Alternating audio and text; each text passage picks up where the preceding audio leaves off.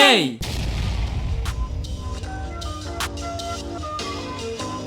Bienvenue dans cette vidéo du PUM, mais qu'est-ce qui se passe? Pourquoi on n'est pas dans le décor habituel? Oh mon dieu! Vous nous dites si on en fait trop. Ouais. Bon, ce qui se passe, c'est simple, c'est vous l'avez vu si vous étiez en live avec nous, notre lumière là-bas, elle commence à déconner et en fait, elle fonctionne juste plus du tout. Là, elle fonctionne plus. Je l'ai allumée hier soir et elle a fait non. Non, elle fonctionne plus. Du coup, yes. Quoi? Quoi?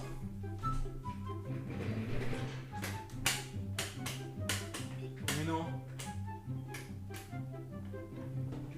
Les gars, j'ai mon ampoule qui vient de mourir. Petite info. Ouais, elle est revenue.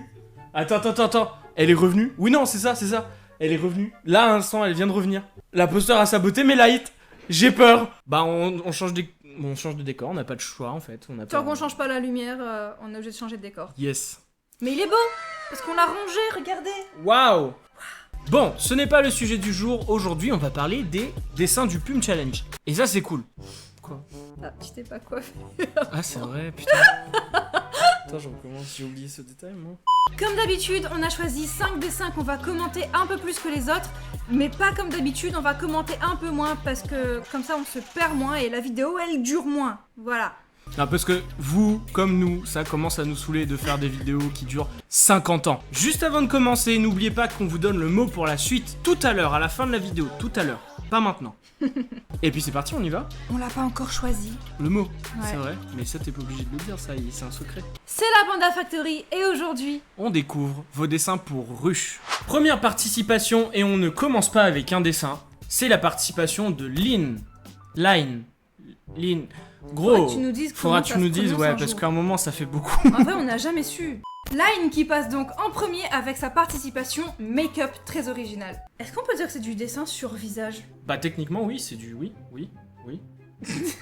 Je crois que c'est la première participation make-up, purement make-up. La première fois, il avait déjà participé avec du un cosplay. cosplay, mais là c'est que du make-up. C'est grave cool. Vraiment trop beau. Mm. Et le mieux dans cette histoire, c'est que ce personnage qu'il a personnifié existe vraiment. Il en a créé un vrai personnage qui s'appelle Xili. Je sais pas si ça se prononce vraiment comme ça, mais voilà. C'est beaucoup trop cute. Il nous dit donc, ma participation au PUM sur le thème ruche, je change un peu avec un make-up artistique inspiré d'une reine d'une ruche. C'est stylé. C'est vraiment Cool. ultra classe. Non, c'est grave cool. En vrai, le make-up est super beau. Il est beau. L'effet de volume que t'as mis dans justement son hexagone frontal, il est stylé de ouf. Ouais, bah c'est les couleurs. Les couleurs sont totalement dans le thème. Elles sont magnifiques. On dirait du miel étalé sur son visage. On en parle de la brillance de la gelée royale. Ouais. Elle brille vraiment. À tout moment, il peut tourner la tête et ça coule. Non, vraiment, moi ce qui me choque dans ce make-up, c'est vraiment l'effet de volume du front. C'est grave trop, bien trop fait. beau. Et tu sens vraiment qu'il y a ça donne vraiment un bon effet de volume.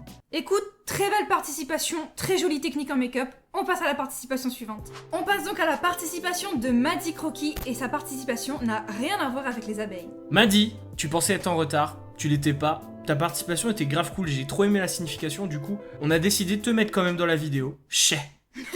Comme je le disais, la participation de Maddy est très originale parce qu'elle n'a absolument rien à voir avec le mot ruche tel qu'on le connaît. Sa perception du mot ruche était tout autre et c'est vraiment trop cool. On sent dans cette image qu'il y a une sorte de critique de la société actuelle. En fait, on assimile, on comprend tout de suite l'association entre ruche et l'image qu'on est en train de voir, et ça fait mal. Ça fait un peu mal. Après, on peut dire ça. Inukuro, ça va pas. Une chose que je trouve ultra triste sur ce dessin, c'est vraiment qu'il y a plusieurs personnages, mais au final, c'est un seul personnage. Vous voyez ce que je veux dire? Il y a un seul visage sur plusieurs ouvriers. Et c'est vraiment une représentation de notre routine actuelle, tu vois. Ouais, c'est super triste et en même temps, ça montre ô combien les sociétés s'en battent un peu les couilles de savoir qui on est.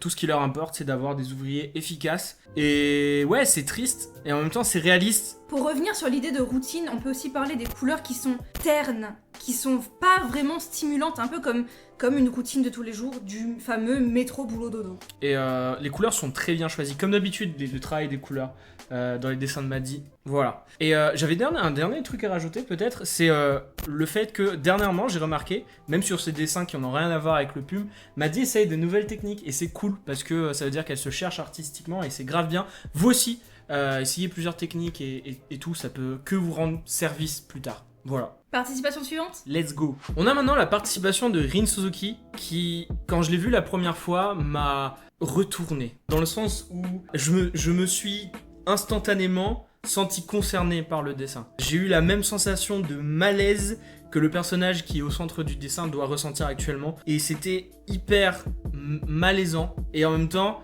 réaliste comme sensation. Et c'est fort. Ouais. C'est fort. Faire ressentir quelque chose à travers un dessin, c'est l'art en fait, tout simplement. C'est ça. D'habitude, on lit souvent ce que vous écrivez avec les participations. Pour le coup là, cette fois-ci, on va pas le faire tout simplement parce que c'est un peu long et ça va durer beaucoup trop de temps dans la vidéo.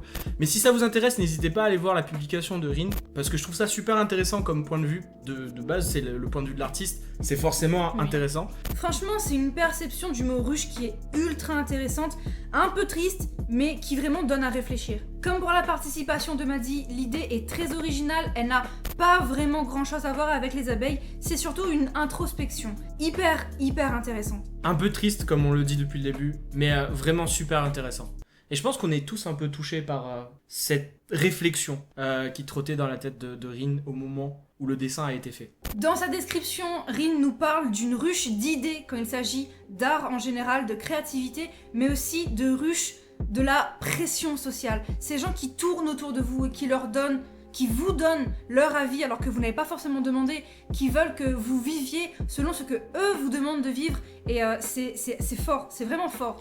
Comme s'il y avait une force invisible qui forçait tout le monde à suivre plus ou moins le même chemin. Ça rejoint un peu le dessin de Maddy, je trouve. Ouais. Dans ce sens-là, dans la ruche de la pression sociale. Moi, je trouve aussi qu'il y a un espèce de bourdonnement des entités autour du personnage.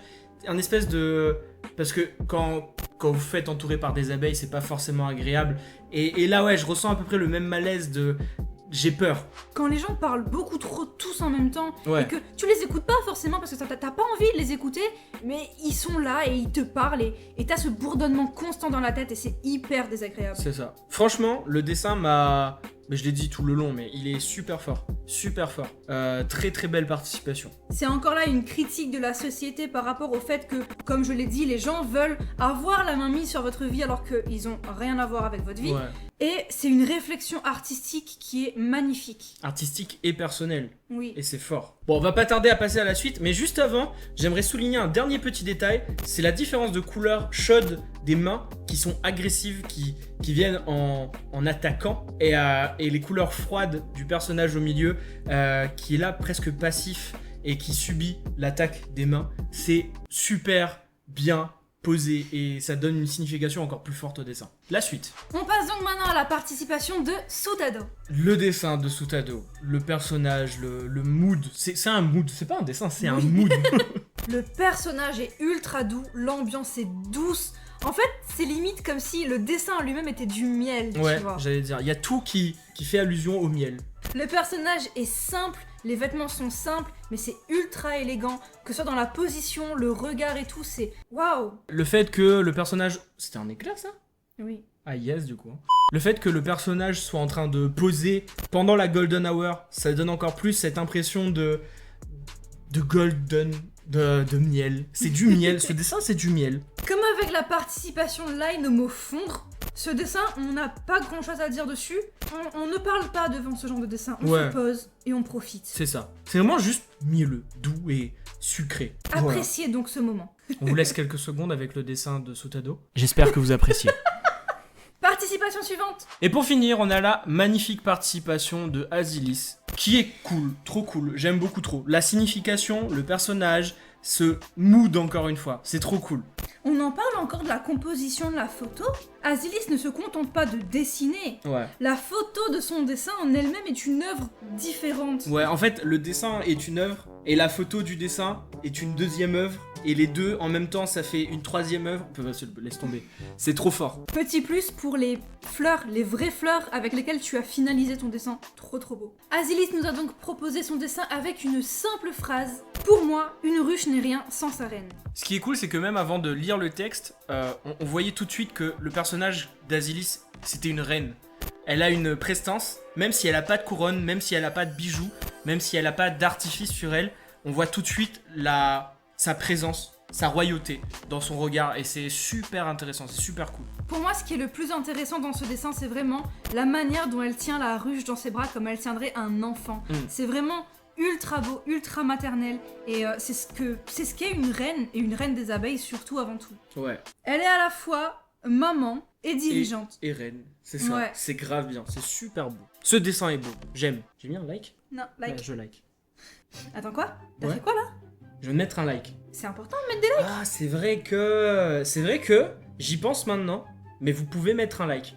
D'ailleurs, vous pouvez aussi vous abonner, il paraît. C'est le bouton Attends, rouge. du coup, Ouais. on a retrouvé parce que on a dû déplacer le studio, mais attendez. Ah, voilà, c'est le bouton s'abonner. Cliquez dessus, cliquez sur la cloche, et voilà, dépêchez-vous. Oui, dépêchez. Point. Allez-y. Faites-le.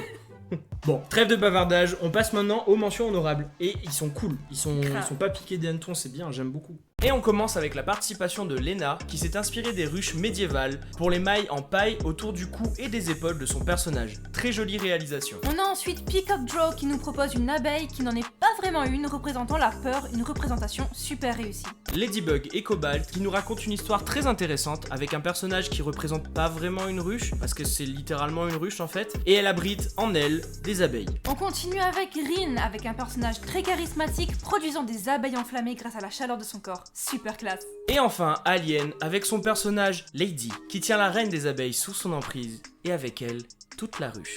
Bon, c'était grave cool. On passe à nos participations. Ouais. Alors pour ma part, je suis parti sur. Vous voyez Poison Ivy, Poisson. Poison putain. Ivy. Oh, je sais plus parler. Vous avez compris, elle. Bon bah j'ai fait le même personnage mais version miel. C'est nul. Version abeille, ça aurait été plus classe que Ouais. dire version Ouais, miel. je te jure.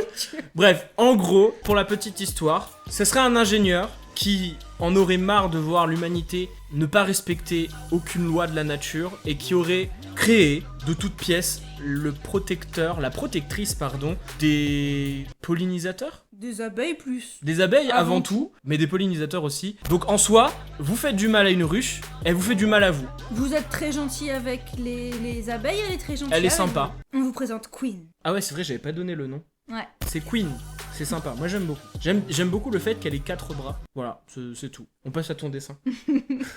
Mon idée est toute simple. J'ai décidé de représenter une ruche moderne dans la fameuse Working Girl. À la fois reine et ouvrière, elle suit ses propres règles et travaille dur, mais pour elle-même. J'aime beaucoup ton idée. Ton idée est juste cool. À la base, je devais dessiner 6 bras avec 6 choses différentes et je me suis dit, faut que je dessine 6 mains. Je vais pas le faire.